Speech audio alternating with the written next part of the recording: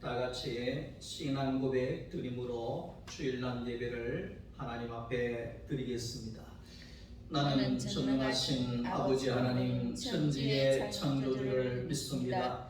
나는 그의 유일하신 아들 우리 주 예수 그리스도를 믿습니다.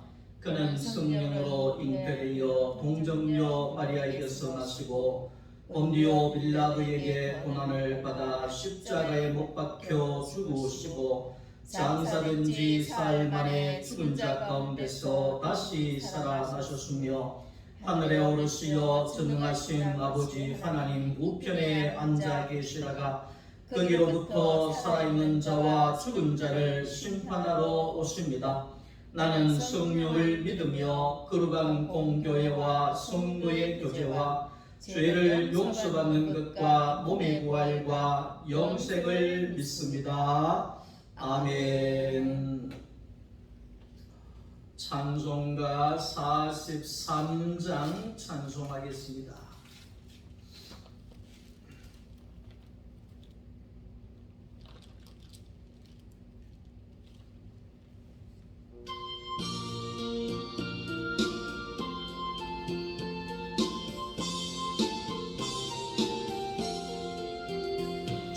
즐겁게 안식할 날 반갑고 좋은 날 내 마음을 경계 하니 즐겁고 기쁜 날 이 날을 전하나니 아버지 앞에서 참되신 삼위일체 다 찬송 부르네.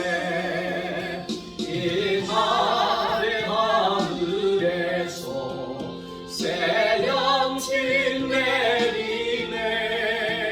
성회로 모이라도 종소리 울리네.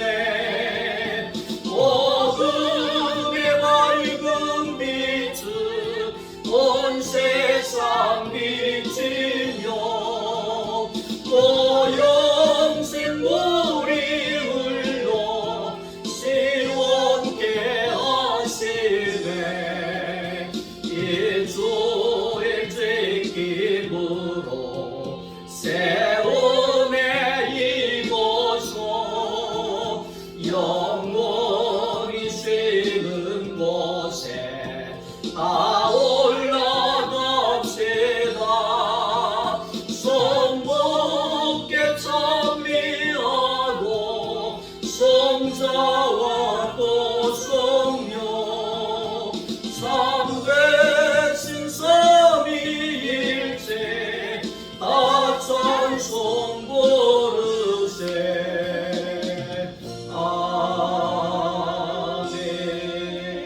아멘. 하나님의 말씀을 함께 보겠습니다. 마태복음 제1장입니다.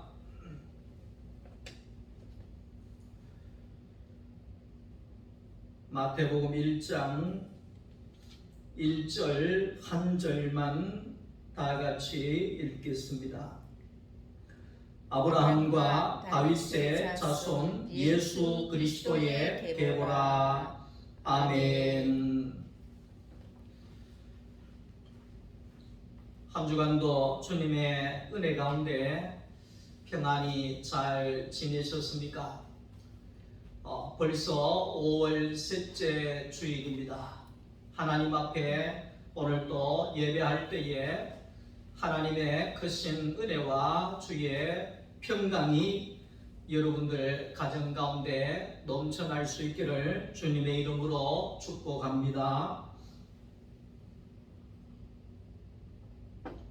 오늘은 마태복음 1장 1절 말씀 가지고 예수 그리스도의 세계라 하는 그러한 제목으로 하나님의 말씀을 함께 나누려고 합니다. 성경은 구약에 보면 창세기 3장 15절 말씀 가운데 모든 인류를 구원하실 메시아가 올 것을 구약에는 예언을 하고 있습니다. 그리고 신약에 와서는 구약에 하나님이 언약하신 그 메시아가 오셨다는 것을 증거하고 있습니다. 성경은 구약은 오실 메시아를 증거하고 신약은 오신 메시아를 증거하고 있는 내용이지요. 그래서 구약은 앞으로 오실 메시아가 예수라는 것을 증거하고 있고, 신약에는 하나님이 약속하신 그 메시아가 나사렛 예수 그리스도라는 사실을 증거하고 있습니다.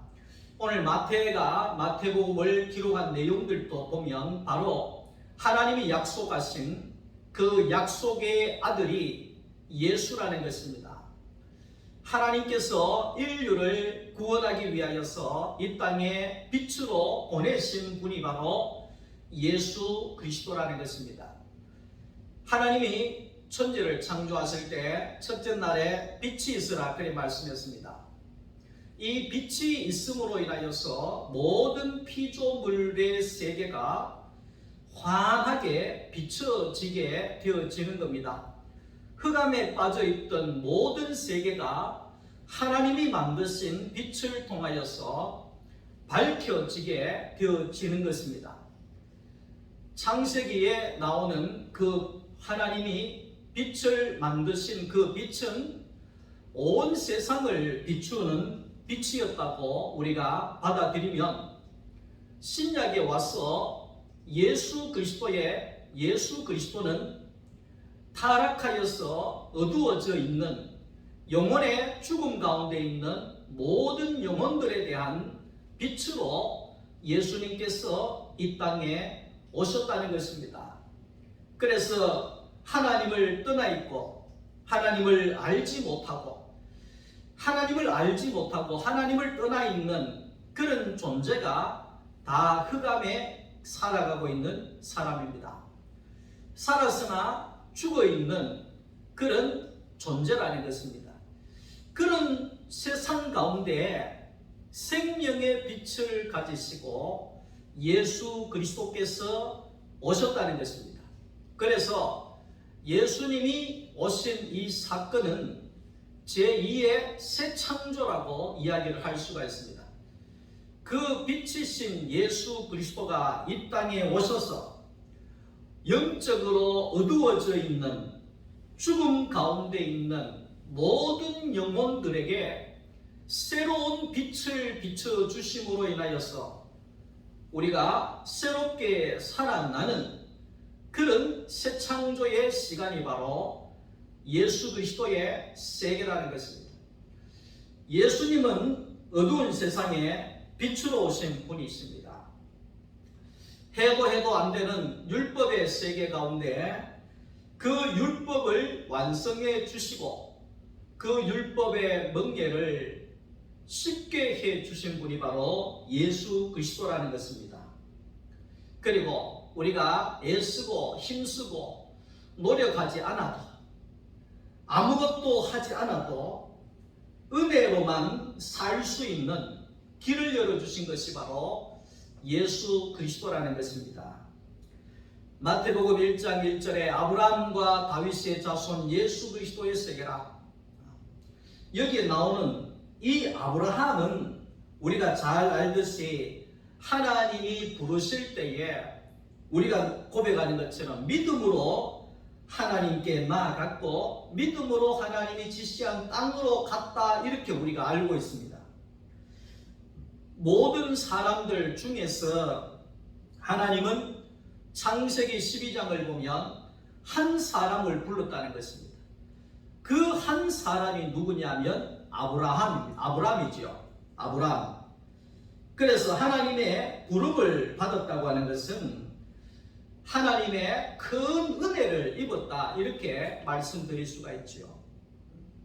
그 수억이 넘는 수천만의 사람 중에 하나님이 불렀다는 것입니다. 하나님이 선택했다는 것입니다. 이것이 얼마나 큰 은혜가 되느냐 그 말이지요. 그래서 이 아브라함은 하나님께 큰 은혜를 입은 사람 중에 한 사람이지요. 고린도전서 15장 10절 말씀 속에 사도 바울이 고백하기를 나의 나된 것은 다 하나님의 은혜입니다. 이렇게 고백을 합니다. 나의 나된 것은 다 하나님의 은혜입니다. 기독교 역사 가운데 사도 바울은 예수님의 제자들 가운데도 가장 으뜸이 될 수 있는 그런 제자 중에 한 사람입니다. 신약의 성경의 절반을 기록했던 사람입니다. 복음이 전 세계로 퍼져나갈 수 있도록 세계 전도 여행을 다녔던 사람 중에 한 사람입니다. 그렇게 위대한 그 사도 바울이었지만은 많은 사람들이 바라볼 때에는 사도 바울을 향하여서 대단한 사람이다 그래 이야기할 겁니다.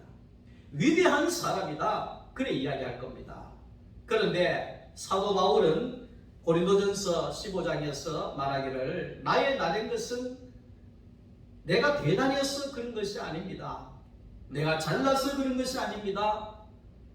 내가 출새끼를 잡아서 그런 것이 아닙니다. 하나님의 은혜였습니다. 이렇게 고백을 했습니다. 그도 그럴 것이 사도 바울은 원래 교회를 핍박하는 사람이었습니다. 교회를 핍박하고 교회 다니는 사람들을 저주하고 나아가서 교회 다니는 사람들을 핍박했던 교회를 무너뜨렸던 사람 중에 하나였습니다. 그런데 그런 사도 바울이 이렇게 내가 된 것은 내가 사탄의 앞잡이에서 하나님의 최전선에서 복음을 전하는 사도가 되어질 수 있었던 것은 다 하나님의 덕분입니다. 하나님의 은혜였습니다. 이렇게 사도 바울이 고백을 했다는 것입니다. 아브라함이 하나님의 부름을 받은 것은 하나님의 은혜였습니다. 우리는 아브라함을 믿음의 조상이라고 말하지만 그렇지는 않습니다. 이 아브라함은 하나님께 최초로 은혜를 입었던 사람입니다. 최초로 은혜를 입었던 사람입니다. 그래서 다시 말하면 아브라함은 은혜의 조상이었다 이렇게 말씀드릴 수가 있습니다. 아브라함이 원래는 갈대아 우르 출신입니다. 그 갈대아 우르라고 하는 것은 우상의 도시죠. 우상의 도시. 그 아버지가 우상을 섬기던 사람이었습니다. 그 우상의 도시 안에 빛이 없었습니다. 그 우상의 그 도시 안에 죽음밖에 없었습니다. 그런 가운데서 그런 망할 인생의 그 자리에 있을 때 하나님께서 그 아브라함을 찾아오시고 부르셨다는 것입니다. 이 말은 그 아브라함에게 은혜를 베푸셨다 그 말이죠. 그렇기 때문에 아브라함은 하나님께 부름을 받고 하나님 앞에 복을 받았던 것이 아브라함의 믿음이 아니라 하나님의 은혜였다 이렇게 설명을 드릴 수가 있습니다. 하나님의 은혜였습니다.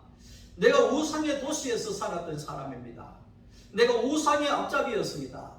나는 죽음 가운데 절망 가운데 있었던 사람입니다. 그런데 내가 하나님 앞에서 한 민족을 이룰 수 있었던 것은 다 하나님 아버지의 은혜입니다. 이렇게 사도 바울이 고백을 했다는 것입니다. 사탄은 계속해서 사람을 속입니다. 우리는 그 사탄의 속임수에 절대로 넘어가서는 안 된다는 것입니다. 사탄은 어디까지 속이느냐 하니까 믿음까지도 속이는 겁니다. 다시 말하면 이 믿음이라고 하는 것이 내 믿음이라는 겁니다. 내 믿음이다. 아브라함의 믿음이 아브라함의 믿음이었다. 아브라함은 믿음으로 순종하고 아브라함이 믿음으로 이삭을 바치고 아브라함은 믿음으로 승리하고 아브라함은 믿음으로 복을 받았다. 우리도 믿음으로 살자 이렇게 간다는 거죠. 그 믿음이 내 믿음으로 자꾸만 사탄은 해석을 해냅니다.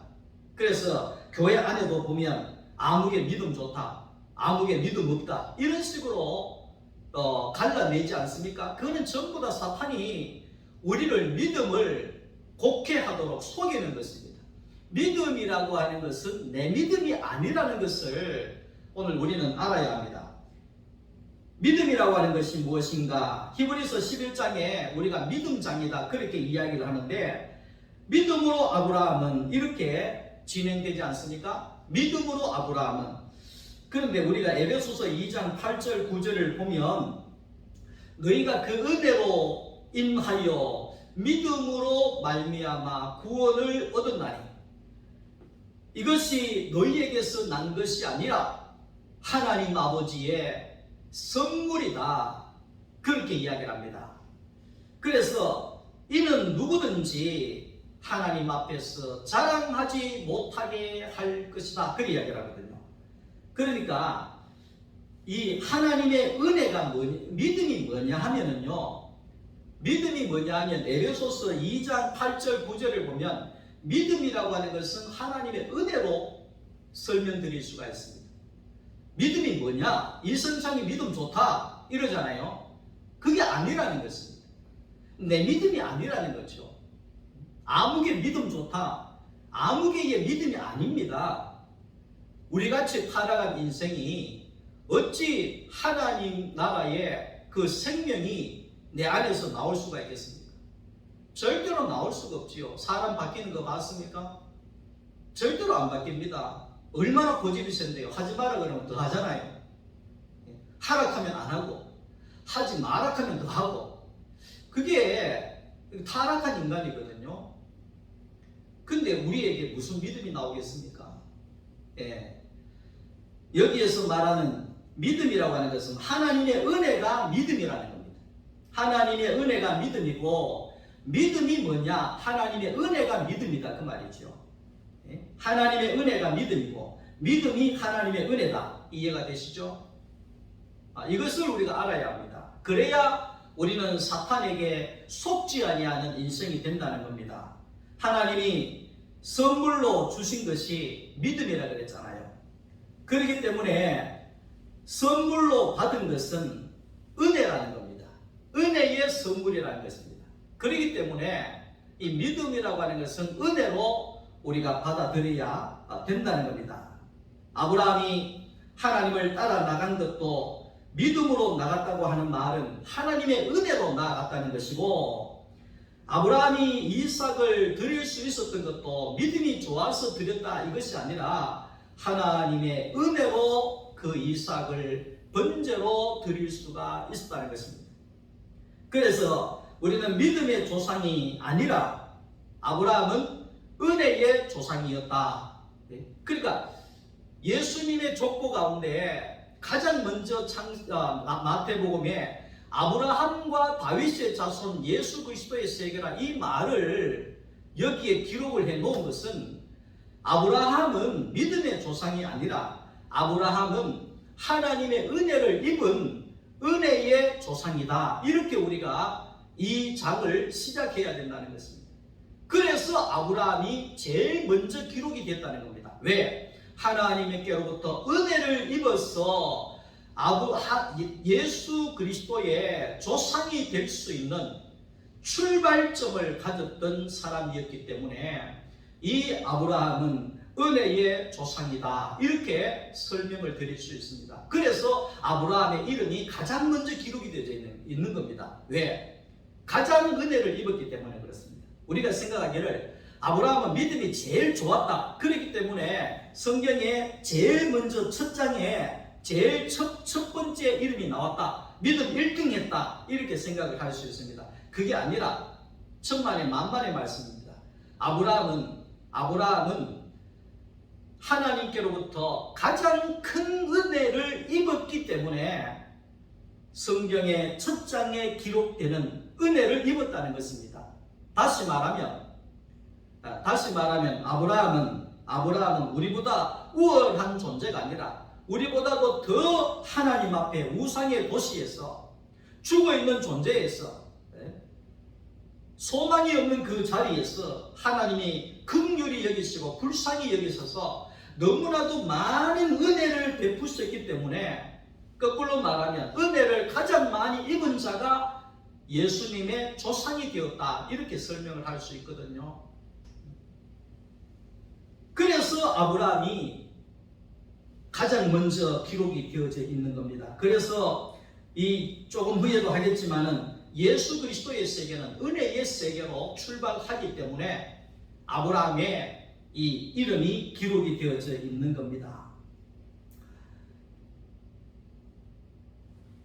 조금 전에도 우리가 말했지만은 아무개 믿음이 좋다, 이런 표현이 아니라 아무개가 하나님께로부터 은혜를 많이 입었구나, 이렇게 고백이 되어져야 합니다. 내가 목사가 되어가지고 하나님의 복음을 증거하면서 살아가고 있는데 저도 이 신앙의 경력이 대단하거든요. 다시 말하면 저는 엄마 등에서부터 새벽기도를 다니는 사람이에요. 그래서 제가 50년 넘게 살아가고 있지만 주일날 결석 한번 하지 않는 사람이죠. 율법적으로 따지면 대단하다고 이제 이야기할 수 있습니다. 평생 주일 한번 안 빠지고 사는 게 싫습니까, 여러분? 그러면 이 목사는 믿음이 좋다, 이렇게 나갈 수가 있다는 것입니다. 근데 그런 것이 아니라 예수 그리스도의 세계는 은혜의 세계이기 때문에 저 사람이 목사가 될 수 있었던 것은 얼마나 많은 하나님의 은혜를 입었으면 목사가 될 수가 있었겠는가, 이렇게 받아들여야 된다는 거죠. 그걸 자랑할 것이 없는 거예요. 자랑할 것이 없는 거예요. 왜? 내가 나의 나된 것은 하나님의 은혜가 더 컸기 때문에, 다른 사람들보다도 하나님이 베푸신 은혜가 더 컸기 때문에 내가 주의 종이 될 수가 있었던 거지, 제 믿음이 잘나서 그런 것은 결코 아니라는 것입니다. 그렇기 때문에 하나님 앞에 은혜를 입으면 입을수록 우리는 더 십자가의 자리로 내려가야 되는 것입니다. 자랑할 것이 없는 거죠. 자랑할 것이 없는 거예요. 교회 안에도 마찬가지입니다. 아무게 잘 됐니? 그게 다른 것이 아니라, 믿음이 좋아서가 아니라 하나님께로부터 더 큰 은혜를 입어서 그런 겁니다. 은혜를 입으면 입을수록 하나님 앞에 더 십자가의 자리에서 겸손히 하나님의 사명을 감당하면서 사는 것이 은혜의 삶이라는 것입니다. 우리가 나의 나된 것은 하나님의 은혜라고 고백을 할 때에 오직 은혜이신 예수 그리스도만 나타나게 되어 있습니다. 내 자랑은 끝이 나고 하나님의 은혜만 남게 되어진다는 것입니다. 그리고 다윗의 자손 예수 그리스도라, 이렇게 설명을 하고 있습니다. 다윗은 하나님께로부터 기름 부음을 받은 왕이었습니다. 구약 성경에 보면 하나님께 기름 부음을 받는 직이 세 가지의 직이 있습니다. 첫 번째 왕입니다. 그리고 제사장, 그리고 선지자, 이렇게 하나님께로부터 기름 부음을 받았습니다. 이 기름 부음을 받는다고 하는 뜻이 뭔가 하면 이제는 내 삶의 목표가 하나님이라는 겁니다. 내 존재의 목적이 하나님의 교회라는 것입니다. 내 존재의 삶이 교회라는 것입니다. 그래서 기름 부음을 받아서 구별되게 살아간 것이 바로 왕이나 제사장이나 선지자였습니다. 그런데 오늘 예수 그리스도께서 기름 부음을 받은 자로 이 땅에 오셨습니다. 그러니까 다윗이 기름 부음을 받아서 왕으로 살았지만은 왕의 자리에서 하나님을 증거하고 하나님의 교회를 세우고 그렇게 하나님만의 영광을 위하여 살았던 구별된 사람이었기 때문에 기름 부음 받은 자로 살았다는 것입니다. 그 기름 부음 받은 조상의 거기에 후손으로 그리스도이신 예수 그리스도가 오게 되어졌다 하는 것을 여기에서 말씀을 하고 있습니다. 사무엘하 3장 1절에 보면 다윗의 집은 점점점 강하여져 갔다 그렇게 이야기를 합니다. 그 말은 뭐냐면 다윗의 통치 40년 동안에 하나님은 그 다윗을 쓰시고 그 다윗은 거기에 가는 곳곳마다 승리함으로 해서 하나님의 이름을 드높였던 왕이었습니다. 그러니까 그런 승리만이 있는 다윗 왕의 후손으로 오신 예수 그리스도 또한 승리만 있는 왕이시라는 사실을 여기에서 증거하고 있습니다. 오직 승리만 있는 나라가 바로 예수 그리스도의 나라입니다. 하나님은 은혜로 우리를 부르시고 부르신 자들을 기름 부으시고 세상으로부터 우리를 승리하게 하신다는 것입니다. 아브라함 한 사람이 70명의 가족을 이루어서 그 가족이 200만 명이 되는 엄청난 민족을 이루었다는 것입니다. 이것이 바로 은혜로 시작한 아브라함을 향한 하나님의 은혜였습니다. 그리고 다윗 또한 가정에서 인정받지 못하는 그런 막내 아들이었지만 하나님께서 다윗을 부르시고 그에게 은혜를 베푸심으로 인하여서 세상에서 가장 아름다운 이스라엘이라고 하는 나라를 세우고 그 나라의 평화를 이루었던 사람이 바로 다윗이었습니다. 아브라함이 민족을 이루고 다윗이 한 나라를 이루는 것처럼 모든 만왕의 왕이 되시는 예수 그리스도께서는 온 세상의 왕으로 온 세상을 하나님의 자녀로 통치하고 사탄으로부터 이 모든 세상을 승리하기 위하여서 승리자로 이 땅에 오셔서 지금도 일하고 계신다는 사실을 우리는 여기에서 알 수 있습니다. 저는 우리 어머니 이야기를 자주 합니다만 우리 어머니의 신앙을 저는 가장 존경하기 때문에 그렇습니다. 우리 어머니는 우리 가정에 예수가 들어온 지는 바로 이제 역사가 한 8, 90년이 되는 것 같습니다. 저의 어머니가 어릴 때 산에 고사리 꺾으러 가면서 교회를 들어가보고 주일학교 때 거기에 가서 찬양도 하고 그렇게 교회를 다니기를 시작을 해서 우리 어머니가 우리 고향 교회의 초대 권사가 되어지고 평생을 교회를 섬기다가 하나님께로 부름을 받아서 가셨는데 그 어머니의 신앙의 역사가 이제 90년이 다 돼갑니다. 90년이 다 돼갑니다. 그런데 그 어머니가 남겨놓은 그 자손들이 54명 가까이가 되고 거기에 예수를 믿는 자식이 31명이 예수를 믿게 되어져서 우리도 조금 있으면 아브라함의 가정과도 같이 70명의 가족이 될 것이고 그리고 하나님의 은혜 가운데서 이 아브라함과도 같이 민족을 이룰 수 있는 영적인 가정, 영적인 그런 어머니가 열국의 어머니가 되어지는 것이죠. 그렇게 생각하면 우리 어머니가 얼마나 자랑스럽고 또 그 어머니의 자녀로 또 살아간다는 것이 얼마나 자랑스럽고 내 자식들이 또 그 후대가 계속해서 이 생명을 이어간다고 하는 이 은혜의 세계가 얼마나 감사한 일인지 모릅니다.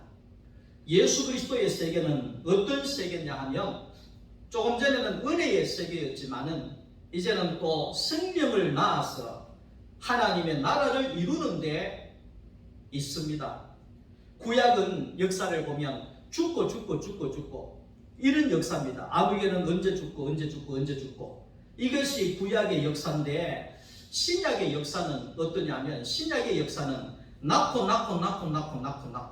계속해서 아브라함이 이삭을 낳고 이삭이 야곱을 낳고 야곱이 유다와 그의 형제를 낳고 유다는 베레스와 세라를 낳고 세라는 헤스론을 낳고 헤스론은 람을 낳고 람은 아미나답을 낳고 쭉 계속해서 낳고 왜 이렇게 낳고의 역사를 기록해 놨을 거예요? 구약에는 죽고의 역사지만 예수님 안에 있는 세계는 계속해서 생명을 낳을 수 있는 생명의 동산이라는 사실을 여기에서 설명하고 있기 때문에 그런 것입니다. 예수 그리스도의 세계는 죽는 세계가 아닙니다. 사는 세계입니다. 예수 그리스도의 세계는 생명을 계속해서 낳을 수 있는 세계라는 것입니다. 창세기 1장 28절 말씀 속에 하나님이 사람을 만드시고 난 다음에 생육하고 번성하고 땅에 충만해라 이렇게 말씀하셨습니다. 번성해라, 생육해라. 이 말은 뭡니까? 낳고 계속해서 번져갈 것을 말씀하고 있습니다. 우리가 육신의 자녀들도 낳는 것도 중요하지만 여기에는 영적인 자손을 낳으라는 것입니다. 영적인 자손을 계속해서 낳아야 된다 그 말이죠. 교회는 예수 그리스도의 신부라고 표현을 합니다. 왜 신부라고 표현을 한 줄 아십니까? 저도 남자지만은 예수 그리스도의 신부입니다.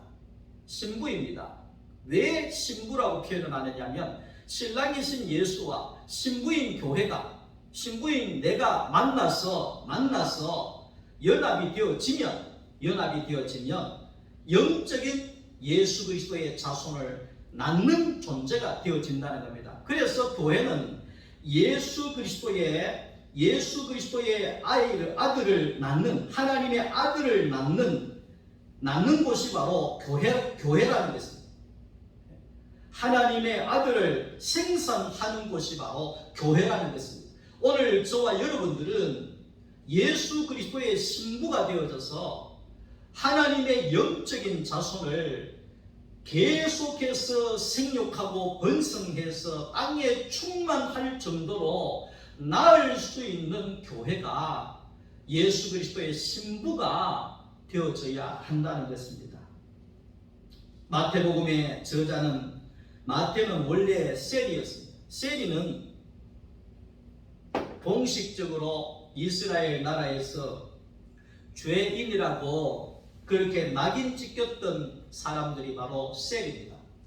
이 셀이는 세금을 거두어서 로마에 바쳤던 사람입니다. 다시 말하면 매국노라고 할 수가 있겠죠.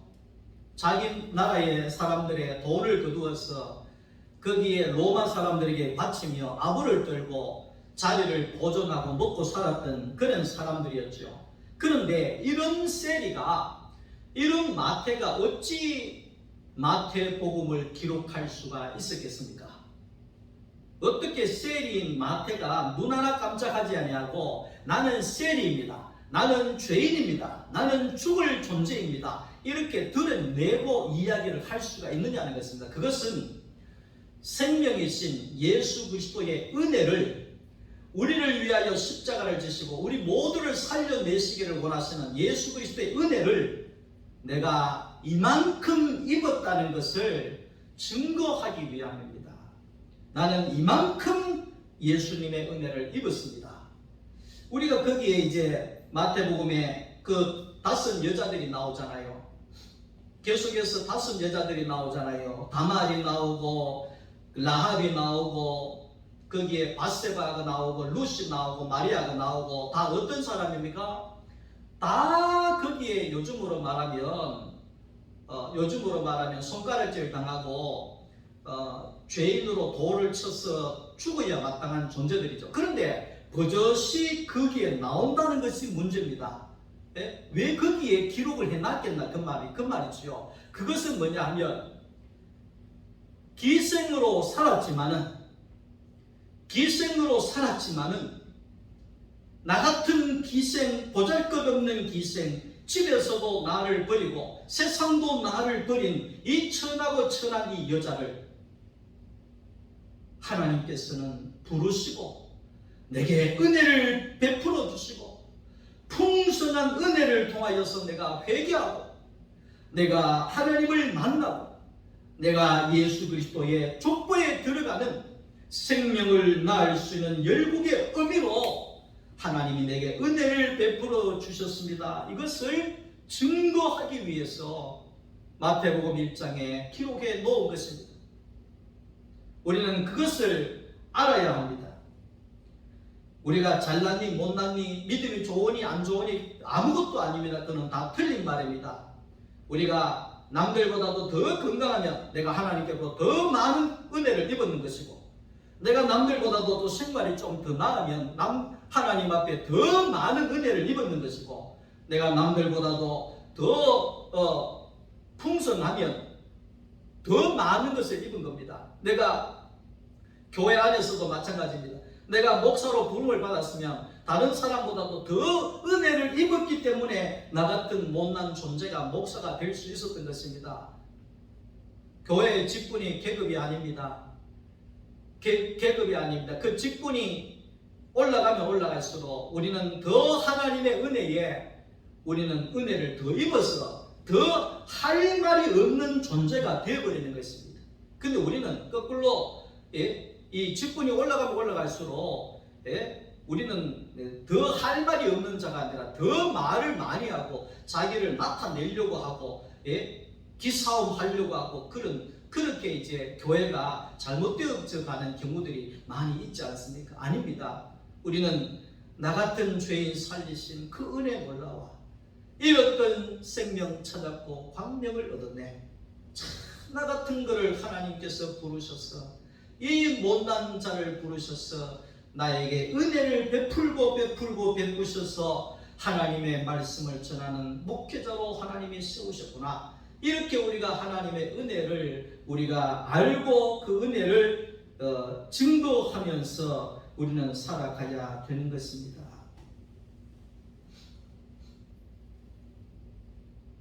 지엄한 율법의 세계에서, 죽이는 세계에서 어떤 죄인도 살려낼 수 있는 은혜의 세계를 여신 분이 바로 예수 그리스도라는 것입니다. 예수 그리스도는 은혜의 왕이십니다. 예수 그리스도는 평강의 왕이시며 우리의 위로자가 되시며 절망 가운데 소망을 주시며 어둠 가운데 빛을 비춰주시며 어떤 죽어가는 자도 살려내시는 치료의 왕이시라는 것입니다. 예수의 족보는 낳고 낳는 역사에 죽음이 없고 생명을 낳기만 하는, 생명이 넘치는 그런 세계가, 영생의 세계가 바로 예수 그리스도의 세계라는 것입니다. 물고기는 물만 있으면 살 수가 있습니다.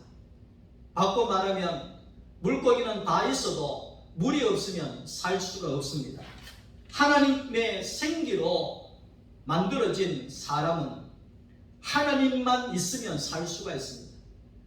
예수 안에만 있으면 살 수가 있습니다. 살 길이 열립니다.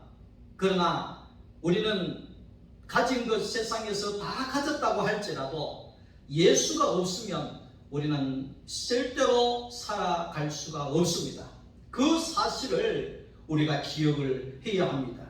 예수 안에 살아갈 때에 우리는 생기가 돌고 생명이 일어나고 생명의 열매를 먹고 우리는 생명의 떡을 먹고 생명의 강가에서 생명이 풍성한 자로 살아갈 수가 있는 것입니다. 씨는 흙에 떨어져야 싹이 나오고 열매가 나오게 되어져 있습니다.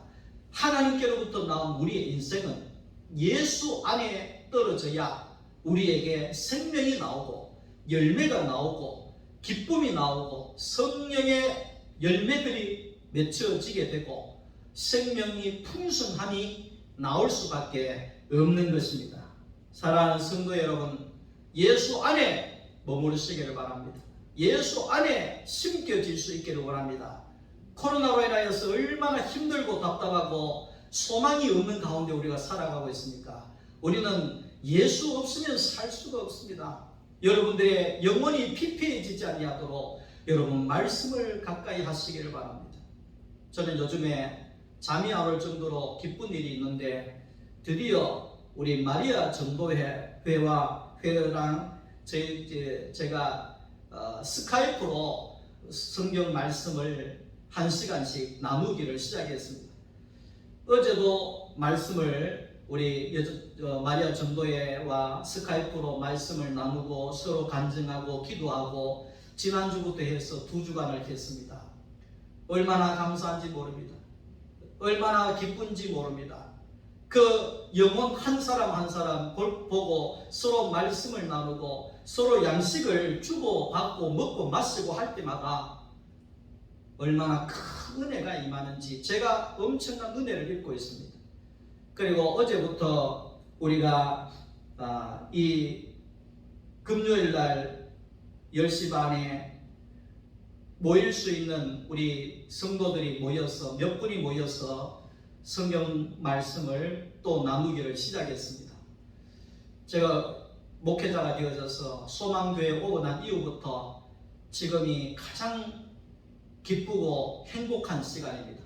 금요일날은 우리 권사님 또 집사님들하고 말씀을 나누고 거기에 양식을 나눠 먹고 해서 너무나 은혜를 입고 좋고, 그리고 또 이 금요일날 저녁에는 마리아 전도회 또 우리 집사님들과 함께 말씀을 나누고 양식을 나누고 서로 기도하고 연합해서 얼마나 좋은지 모릅니다. 사랑하는 성도 여러분, 우리의 살 길은 바로 예수입니다. 예수 그리스도의 말씀이 우리 가운데 없으면 우리의 삶은 피폐해지게 되어 있습니다. 세상의 것을 다 가진다고 할지라도 생명의 말씀이 없으면 복이 되어질 수가 없는 것입니다. 예수만 있으면 우리는 모든 것이 복이 되어지고 생명의 살 길이 열려지게 되는 것입니다. 기도하겠습니다. 거룩하신 하나님, 물고기는 물만 있으면 살듯이 우리 영혼은 예수만 있으면 살 수가 있습니다. 예수 그리스도에게 심어져서 생명의 열매가 맺혀지게 하여 주시고 영원히 사는 영원한 생명을 마음껏 누리면서 풍성히 살아가는 우리 소망교회 모든 성도들이 다 되게 하여 주시옵소서. 예수님의 이름으로 기도드리옵나이다.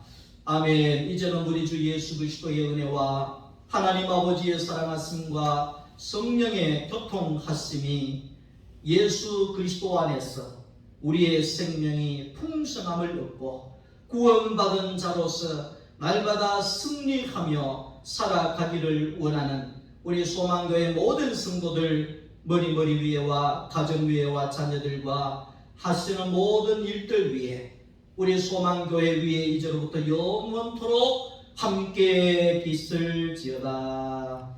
아멘.